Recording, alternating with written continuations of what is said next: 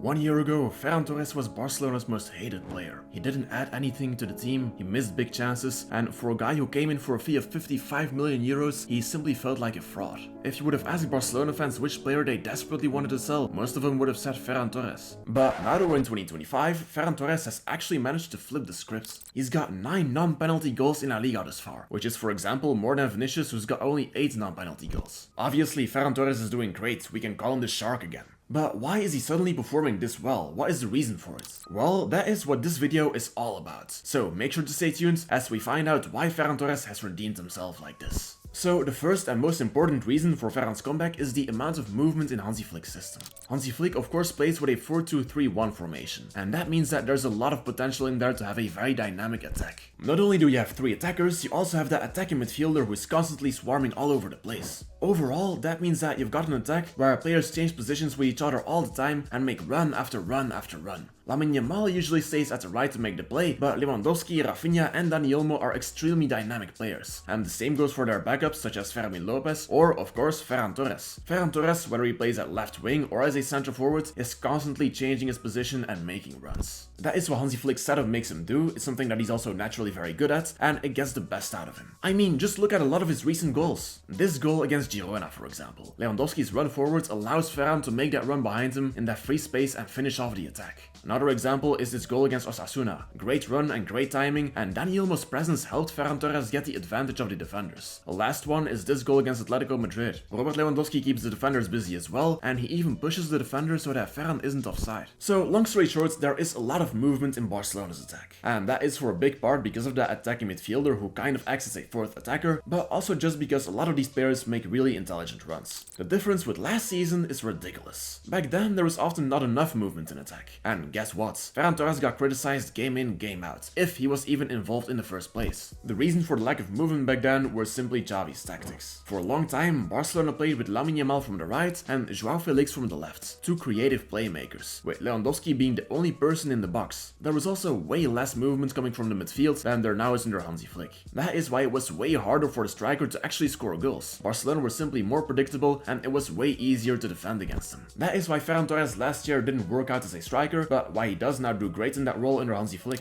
I mean, last year he had 1.3 shots per game in La Liga, whether now that is 1.6. In other words, he gets into goal scoring positions more often now, which is all because of that dynamic attack at Barcelona. This is why Ferran Torres has redeemed himself. Hansi Flick's tactics and the dynamic players around him have allowed him to do so. However, the movement in attack is just one part of the puzzle. There are other factors involved as well in Ferran's crazy comeback. And one of them is the creativity in Barcelona's current squad. Barcelona at the moment in La Liga are creating 4.6 big chances per game, whereas last season that was only 3.3. It's obvious that with more chances, it's easier for attackers like Ferran Torres to stand out, so this is probably another reason for his comeback. But why do Barcelona actually create more chances than they did last season? The honest truth here is that there is no simple answer for that. There's a lot of stuff involved here. For one, the injury situation isn't as bad now as it was 1 year ago. Hansi Flick and his staff really manage the players carefully, and if we're not talking about Dani Olmo, it seems like they found the magic formula to keep everyone fit. Face it, if Pedri and Frenkie de Jong would have always been available for Xavi last year, we would have seen Barcelona create more chances on average, and therefore we would have maybe seen Ferran score more goals. Apart from that though, the creativity has also improved because Hansi Flick has maximized the potential of his fullbacks. Alejandro Balde and Jules Koundé, they're crucial for creating chances at Barcelona nowadays. Last year under Xavi, they weren't as effective as they are now. Hansi Flick has really developed some patterns in training that have helped him get more prominence in creating chances. Especially Jules Koundé. He already has 8 assists in all competitions this season, whereas last season at the end he only had 4. The bottom line is that this has helped Barcelona create more chances overall, which has helped players like Ferran Torres reach their potential. And you could even say that the general form of players like Lamine Yamal, Pedri, Alejandro Balde and Jules Koundé has also gotten the best out of Ferran Torres. Because it's not just Ferran, a lot of these guys are playing better than ever before, and when that happens, they reinforce each other's growth. So briefly, this is another important reason for Ferran's recent breakthrough. Barcelona's creativity has helped skyrocket the form of players like Lewandowski, Rafinha and him. So now we've already come onto the movement in Hansi Flick's system and the general creativity at Barcelona, and both of those have been crucial for Ferran Torres, but there is another thing that we haven't mentioned yet.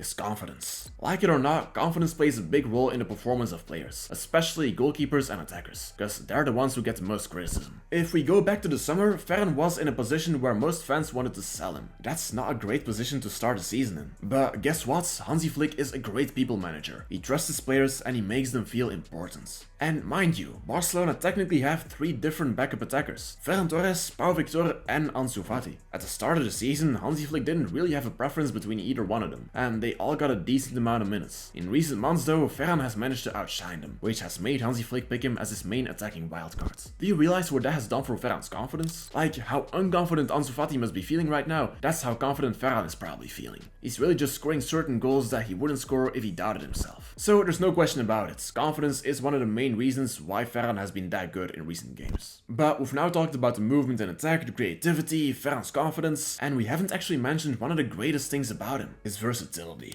In a team with Lamine Yamal, Lewandowski and Rafinha, it was always going to be hard to have a starting spot. But it is because of his versatility that Ferran still has been able to play a big role this season. Whether you play him at left wing or as a striker, it doesn't matter, and even at right wing, Ferran could probably be great. The reason Hansi Flick doesn't like to put him there is because Lamine Yamal has a different profile. He's a playmaker. Lewandowski and Rafinha are goal-scoring players like Ferran Torres. That's why Ferran mainly plays in the middle and at the left. It is because he has managed to adapt to all of these different roles that he has been able to get enough minutes to actually take his opportunity. So without his versatility, we wouldn't be seeing the Ferran that we're seeing today. Also, on a different note, if you take Barcelona's busy match schedule into account, you want to be able to have versatile players in your squad who can come into different positions. That way, everyone gets enough rest and injuries can be prevented. Ferran Torres is a key player in that regard, and we just can't neglect the role that his versatility has had in his prominence this season. So conclusion, why has Ferran Torres become that good in recent months? It's for a variety of reasons. There is the amount of movement in Barcelona's attack, there is the general creativity, there's Ferran's confidence, and there also is his versatility. And that is why we have seen Ferran Torres perform that well in the last weeks. And that makes you wonder, should Barcelona actually keep him next season? Because some months ago, the answer to that question would have been no for most fans. But now, maybe it's time to reconsider. Face it, Lewandowski is becoming older and eventually he'll need to be replaced. Now, will Ferran Torres be that replacement in the long term? Probably not. But given Lewandowski's age, you need someone to rotate him with, and Ferran has proven to be a reliable backup for him. That's why I think that Barcelona should definitely keep him next season as well. We shouldn't rely on him to score goals, but if you want to compete in all competitions, you need quality depth, and Ferran Torres is a prime example of quality depth. He should definitely stay at Barcelona. And in the coming months, I hope that he can keep up this good form and play a crucial role in the important fixtures that Barcelona are going to have. So that was it for today's video. Make sure to leave a like and subscribe if you enjoyed it, and feel free to share your own opinion on Ferran Torres in the comments down below. And of course, Força Barça, Força Ferran Torres, and have a good day.